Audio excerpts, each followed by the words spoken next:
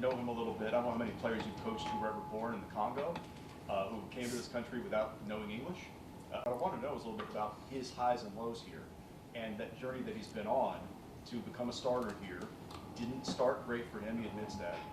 Why do you think he's been able to progress to the point that he's been able to succeed, learning the sport, developing who he is physically, and performing that way? Yeah, I've had the pleasure of coaching a few players from Congo, and very proud family that Tegra comes from, and very proud of their heritage and their culture. And he has a great support system at home, and I think that plays into his success. He understands, what he wants to do with the game of football.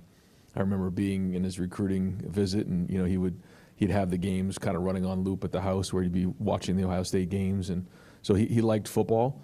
I don't think football was a game that his family grew up with, and he's really done a good job since he's been here of growing each week, getting better.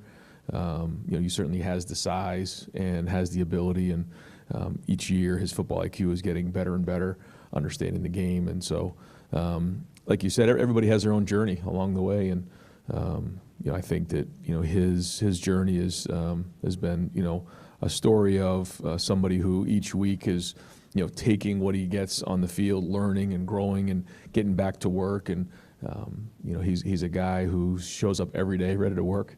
I think the guys appreciate that part of him, and I still think his best football is ahead of him.